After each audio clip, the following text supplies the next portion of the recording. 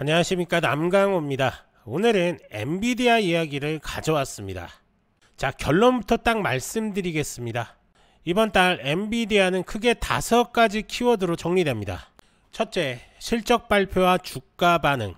둘째, 중국 수출 재개와 15% 수익 쉐어 논란. 셋째, 차세대 루빈 CPX 칩 공개. 넷째, 지포스 나우 RTX 5080급 업그레이드. 마지막으로 람다와의 15억 달러 GPU 리스 계약. 오늘 이 5가지를 기반으로 리스크와 기회를 나눠보고 여러분들이 어떤 구간에서 어떻게 대응할 수 있을지까지 차근차근 풀어드리겠습니다. 자, 먼저 엔비디아가 지금 어떤 회사냐. 예전에는 게임용 그래픽카드 회사라는 인식이 좀 강했죠. 그런데 이제는 완전히 다릅니다. 지금은 데이터 센터 AI 칩이 매출의 핵심입니다. 이번 분기 실적만 봐도 데이터 센터 부분이 전체 성장을 압도적으로 끌어올렸습니다. 게이밍은 여전히 브랜드와 스토리 차원에서 중요하지만 돈을 버는 건 데이터 센터, 즉 AI 가속기가 핵심이라는 거죠.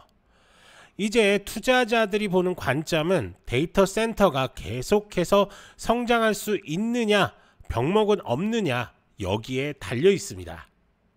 자, 그럼 2분기 실적부터 한번 볼까요? 매출이 467억 달러 나왔습니다. 전년 동기 56% 성장을 했고 데이터 센터는 전분기보다 무려 17%나 늘었습니다. 숫자 자체는 시장 예상보다 좋았습니다. 근데 주가는 실적 발표 후에 오히려 흔들렸습니다. 왜 이럴까요? 투자자들이 보기에 가이던스 톤이 살짝 보수적이었던 거죠. 그리고 워낙 주가가 앞서 달려 있었기 때문에 자연스럽게 차익 실현이 나왔습니다. 즉 실적은 튼튼한데 주가 체력 조정이 한번 나온 겁니다. 여기서 중요한 건 펀더멘털은 여전히 견조하다는 겁니다. 다만 단기적으로 투자자들이 너무 빨리 오른 거 아닌가 하고 속도 조절을 하는 구간이었던 거죠. 자, 다음은 중국 이슈입니다. 미국 정부가 중국의 AI 칩을 다시 팔 수 있게 하되 조건을 좀 달았죠. 중국 매출의 15%를 정부에 내라는 겁니다.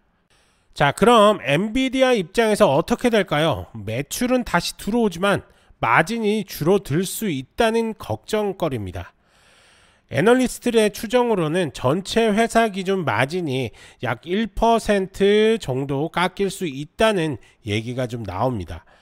근데 중요한 건 중국 빅테크들, 알리바바, 텐센트, 바이트댄스 같은 회사들은 여전히 엔비디아 칩을 쓰고 싶어 한다는 겁니다.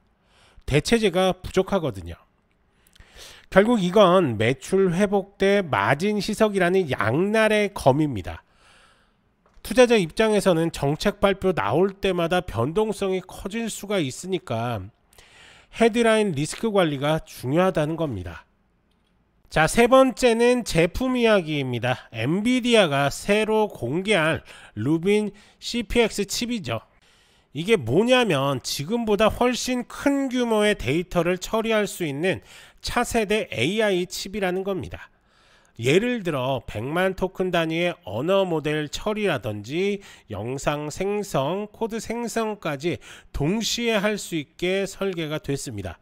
비디오 인코딩, 디코딩, 추론을 한 번에 묶어 효율을 극대화한 게 특징입니다. 출시는 2026년 말로 잡혀 있는데 중요한 건 엔비디아가 블랙엘 이후에도 확실한 로드맵을 가지고 있다는 점입니다. 즉 기술적인 신뢰성이 이어지고 있다는 거죠. 이게 바로 주가의 밑바탕을 지탱하는 힘입니다. 자, 다음은 게이밍 쪽 뉴스입니다. 9월 10일 엔비디아가 지포스 나우에 RTX 5080급 업그레이드를 적용했습니다. 여러분, 이제 클라우드에서 4K 60프레임, FHD 360 프레임까지 지원한다는 겁니다. 단순히 게임이 좋아졌다? 그 정도가 아닙니다.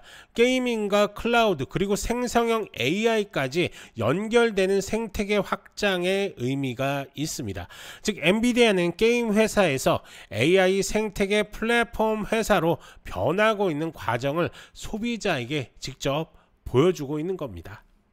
자, 이제 람다 이야기를 한번 해보겠습니다. 람다는 AI 클라우드 업체인데요. 엔비디아가 여기와 15억 달러 규모의 GPU 리스 계약을 좀 맺었습니다. GPU 18,000대를 4년에 걸쳐 재임대하는 구조입니다. 이게 무슨 의미냐? 지금 전 세계적으로 GPU 수요가 폭발인데 공급은 좀 제한적이잖아요. 그래서 엔비디아가 이렇게 파트너와 협업해서 즉시 쓸 수 있는 자원을 확보한 겁니다. 이건 단순히 GPU 빌려줬다가 아니라 수요를 관리하면서 생태계를 붙잡는 전략이라고 보시는 게 좋습니다. 자, 그럼 이제 경쟁사 이야기도 한번 해보죠.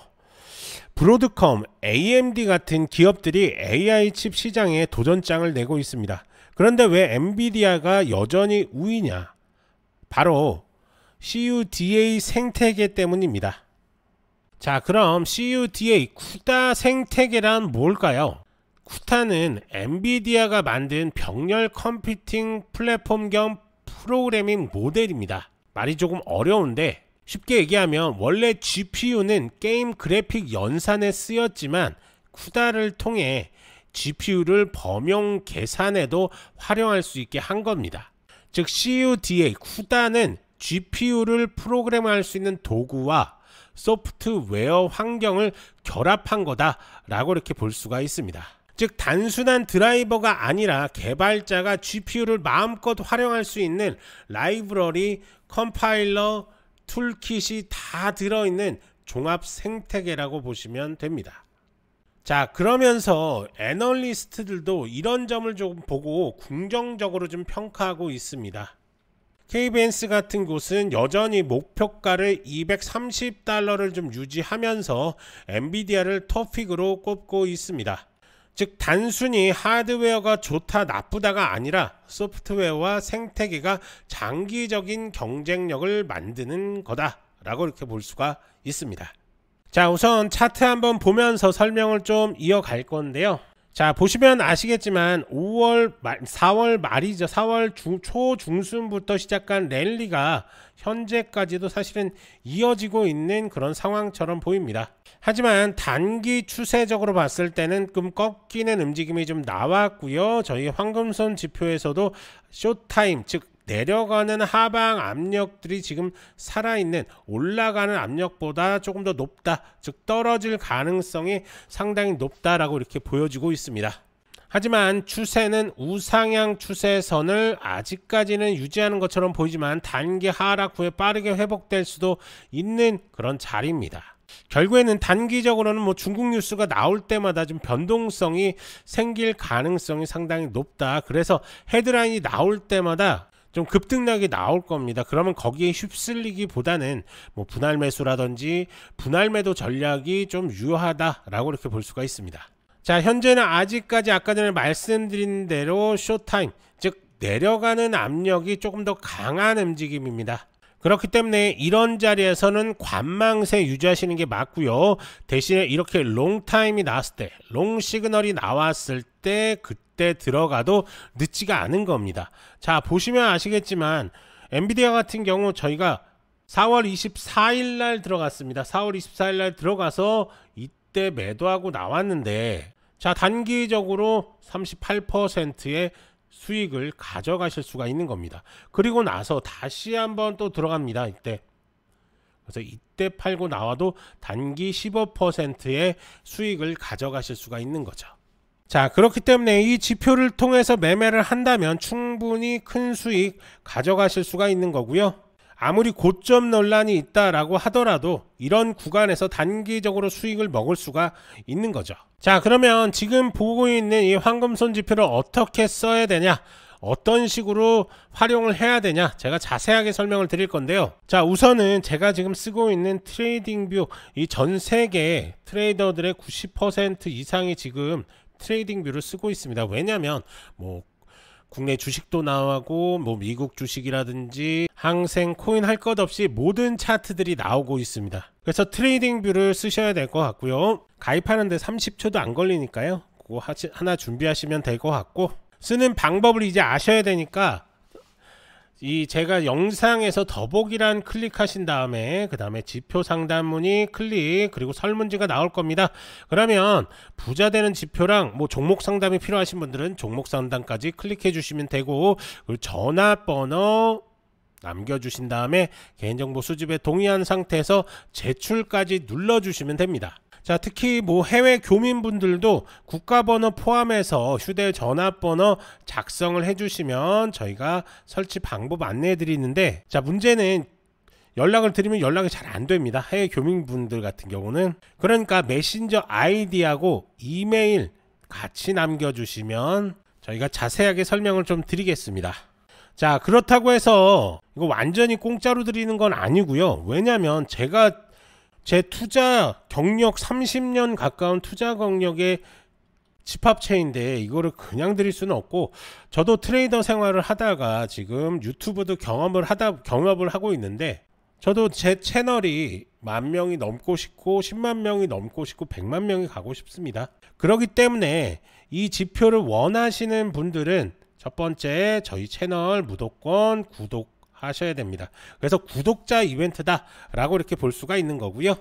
그리고 두 번째, 쓰시다가 마음에 들면 아시는 지인분들한테 여기 너 한번 지표 한번 써봐 라고 이렇게 권해 주시기만 하면 됩니다. 자, 아셨죠? 자, 정리하겠습니다. 정리하면 실적 체력은 정말 튼튼합니다. 엔비디아는. 그리고 정책은 변동성이 좀 크다 라고 이렇게 볼 수가 있고, 로드맵은 계속 전진 중에 있습니다. 따라서 흔들림 속에서도 방향은 여전히 엔비디아 쪽으로 기울어 있다는 점, 이걸 기억해 두시면 좋겠습니다. 자, 하지만 이렇게 설명을 좀 드려도 개인 투자자분들이 혼자서 이렇게 접근하기 쉽지는 않으시죠. 그러면서 급등 종목들 수익 찬스들을 놓치시는 경향들이 좀 있는데요. 그렇기 때문에 전문가의 도움이 절실히 필요하실 겁니다. 이렇게 구체적인 매매 전략들이 필요하신 분들은 자, 더보기란에 이렇게 문의 남겨주시면 저희가 하나하나 자세하게 도움을 드리도록 할 테니까요. 언제든지 문의 남겨주시면 됩니다. 그리고 제가 이렇게 상담을 하다 보면 엔비디아를 뭐 이런 고점들에 묶이신 분들이 좀 계신 것 같은데요. 그런 분들 역시 문의 남겨주시면 저희가 하나하나 대응 방법에 대해서 자세하게 설명을 드릴 테니까요. 부담 없이 연락 주시면 됩니다. 간혹 이렇게 영상만 보시고 대응하시는 분들이 좀 계신데요. 문의 남겨주셔서 직접 설명 들으시는 게 훨씬 더 도움이 많이 되시니까요. 편하게 문의 남겨주시면 됩니다. 이제 중요한 건 여러분들의 선택입니다. 뉴스, 차트, 모멘텀이 동시에 들어올 때 이걸 잡는 게 실력입니다.